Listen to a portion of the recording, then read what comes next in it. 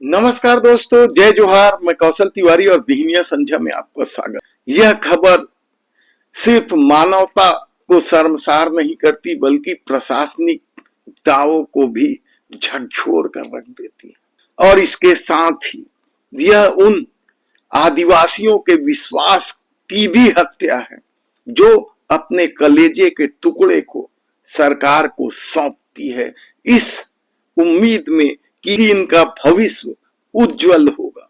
नक्सल प्रभावित बच्चों का सुरक्षित आशियाना माने जाने वाले पोटा केबिन भी यदि सुरक्षित नहीं तो फिर आप समझिए कि सरकार का क्या खेल है। और यह पहली बार नहीं हो रहा है, इससे पहले भी। यानी आप यदि देखें तो पोटा केबिन की व्यवस्था जब से हुई है तब से साल 6 महीने में इस तरह की घटनाएं सामने आती है। क्या हमारी बेटी सुरक्षित नहीं? ये सवाल अब आदिवासियों के मन में इसलिए बड़ा होने लगा है कि क्योंकि यदि प्रदेश का मुखिया आदिवासी हो, वन मंत्री आदिवासी हो, कृषि मंत्री आदिवासी हो और उसके बाद भी आदिवासियों की योजनाओं में इस तरह का खेल हो, आदिवासी ही सुरक्षित ना हो, उनके बच्चे ही सुरक्षित ना हो, तब यह सवाल लाजमी है। हालिया घटना ने सिस्टम की कलई तो खोली है, लेकिन ये घटनाएं यदि लगातार दोहराई जा रही है, लगातार होने लगी है, तब सरकार और प्रशासन की नीति और नियत पर भी सवाल उठता है। क्या प्रशासन सिर्फ इमारत का टेंडर लेकर कमीशन बाजी में अपना समय बिता देती है? उनकी कोई जिम्मेदारी नहीं है। ये सवाल इसलिए भी उठाए जा रहे हैं क्योंकि लगातार घटनाएं हो रही है। नियम क्या कहता है, यदि आप सुनेंगे तो चौंक जाएंगे। पोटा केबिन को लेकर, उसकी सुरक्षा को लेकर सरकार ने कई सारे नियम बनाए हैं। नियम कहता है पोटा केबिन में महिला स्टाफ की तैनाती अनिवार्य है।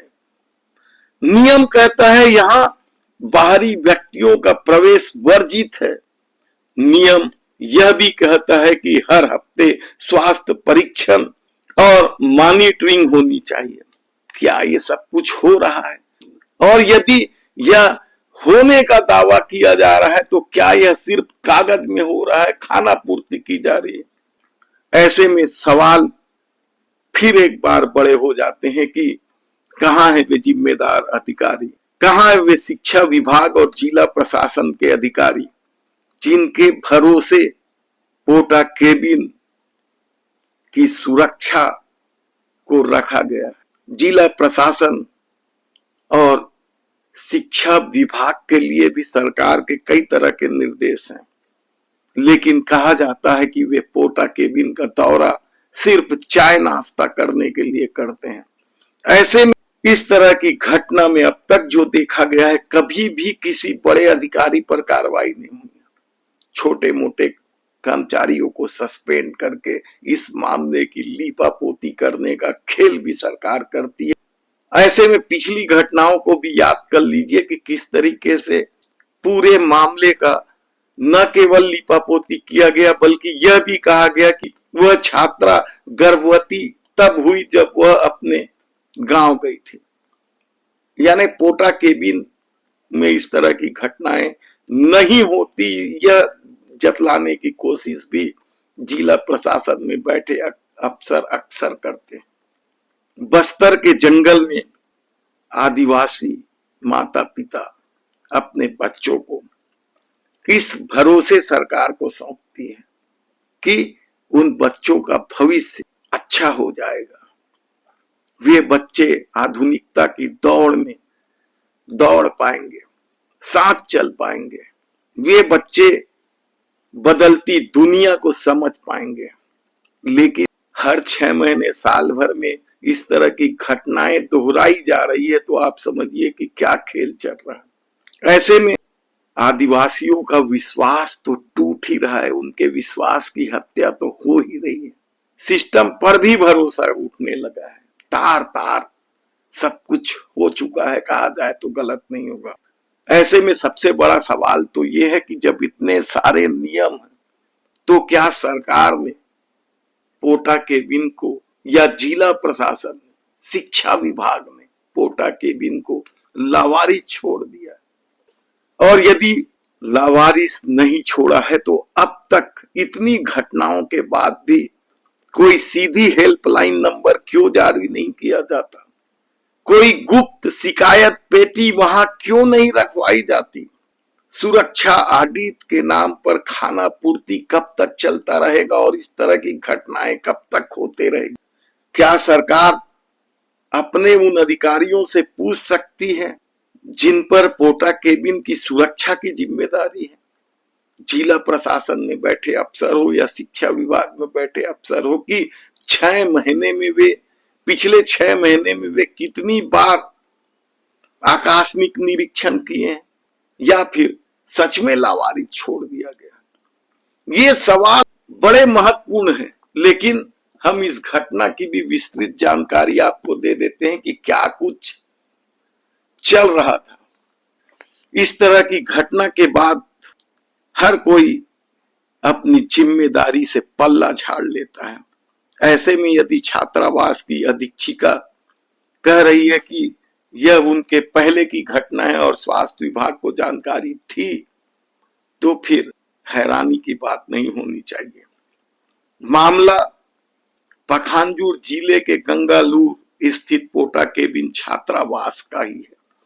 यहाँ 12वीं क्लास की 2 छात्राएं और 11वीं क्लास की 1 छात्रा गर्भवती हो गई। इसमें से 2 छात्राएं नाबालिग भी है, 5 महीने से गर्भ है।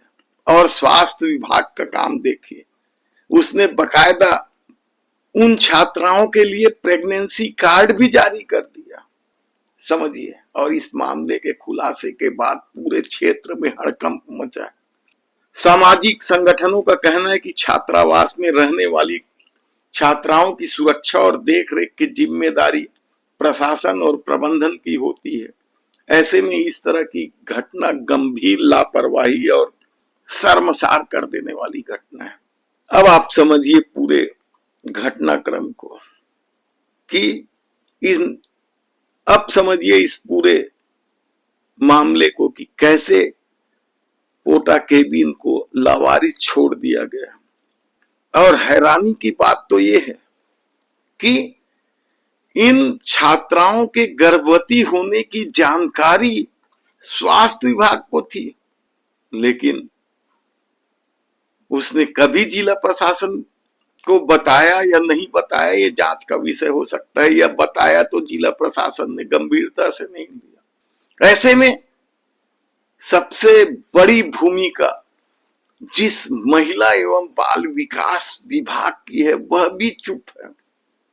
पहले की घटनाओं में भी उनकी भूमिका क्या थी कोई नहीं जानता। विभाग चल रहे हैं, महिला मंत्री हैं लक्ष्मी राजवाड़े, उनका अपना दावा है, उन पर एक अलग तरह के आरोप लगते रहे, वो हम फिर कभी बताएंगे। आज इस मामले में समझिए कि महिला एवं बाल विकास विभाग क्यों खामोश है।